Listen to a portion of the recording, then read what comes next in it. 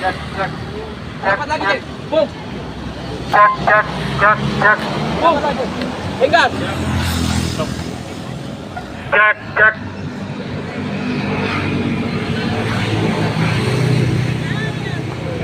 Rilis aksi Hari Perempuan Internasional 2024 oleh Aliansi Perjuangan Rakyat. Kita memperingati Hari Perempuan Internasional tahun 2024 di tengah badai krisis imperialisme yang akut yang ditandai dengan perang agresi yang brutal dan mematikan oleh Zionis Israel, dukungan Amerika Serikat dan NATO atas bangsa dan rakyat Palestina. Puluhan ribu rakyat Palestina meninggal dunia, mayoritasnya perempuan dan anak-anak yang tidak bersenjata. Ratusan ribu lainnya menjadi pengungsi tanpa jaminan keselamatan apapun. Di Indonesia, kita memperingati Hari Perempuan Internasional pada tahun 2024 ini di tengah pemilihan umum serentak yang justru dengan terang-terangan dan berbagai cara merampas hak serta jutaan pekerja perempuan serabutan di perkotaan dan pedesaan. Suara kaum perempuan dimanipulasi melalui pemilu demi pemilu untuk mendukung kebijakan, regulasi, dan keputusan baru yang melibat gandakan penindasan dan penghisapan atas kaum perempuan. Provinsi Nusa Tenggara Timur, situasi perempuan juga masih mengalami tindasan yang sama akibat monopoli dan perampasan tanah kaum tani di pedesaan yang mengakibatkan masyarakat kehilangan hak atas tanahnya, terutama perempuan. Di Pulau Flores, semenjak ditetapkannya Pulau Flores sebagai pulau geotermal lewat Kepmen ESDM 2017, terus menancapkan skema monopoli dan perampasan tanah sebagai sarang perkembangan proyek strategis nasional. Untuk memuluskan setahap demi setahap rencana tersebut, pada tahun 2018, PLN menandatangani pinjaman untuk pendanaan pengembangan PLTP Unggul Unit 5 dan 6 dan PLTP Mataloko Unit 2-3 sebesar 150 juta euro.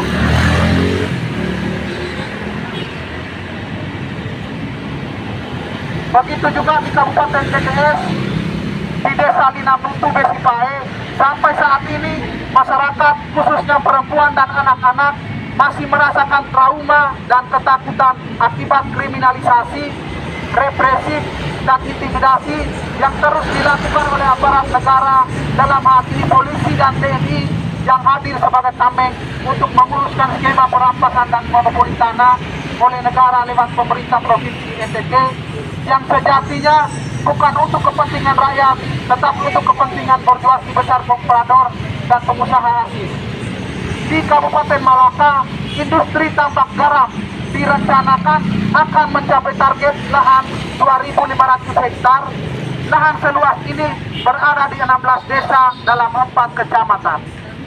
PT IDK bersama pemerintah Kabupaten Malaka telah membebaskan 1.250 hektar untuk beroperasinya tambak garam. Kebijakan tambak garam dengan model pembebasan lahan menuai protes dari masyarakat pada umumnya karena tidak memberikan dampak ekonomis bagi kehidupan rakyat.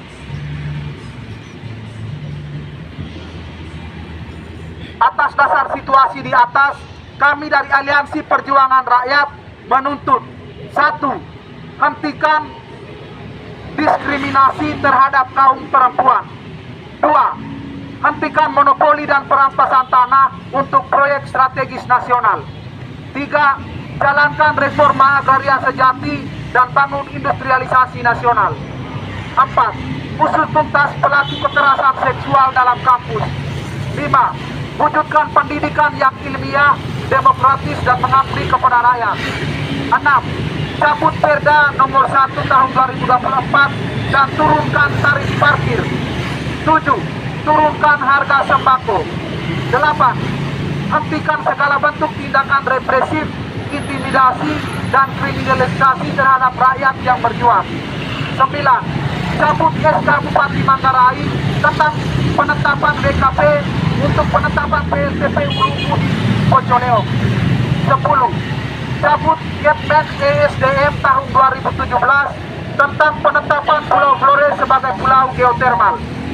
11. Cabut SK Menteri Lingkungan Hidup dan Kehutanan nomor 357 tahun 2016 tentang penetapan tanah masyarakat adat Amanuban sebagai hutan produksi. 12. Tutup PT IDK di Kabupaten Malaka. 13. Segera tangkap dan adili pelaku penipuan dana aspirasi terhadap mahasiswa. 14. Stop diskriminasi LGBT. 15. Hentikan pelanggaran HAM di Papua. 16. Berikan kepastian tanah terhadap masyarakat ekstrim. 17. Rektor Undana segera bertanggung jawab atas kesalahan penulisan ijazah mahasiswa tahun 2023. Mengetahui Koordinator Umum Yared Lakarol, Koordinator Lapangan Richard Elia. Terima kasih.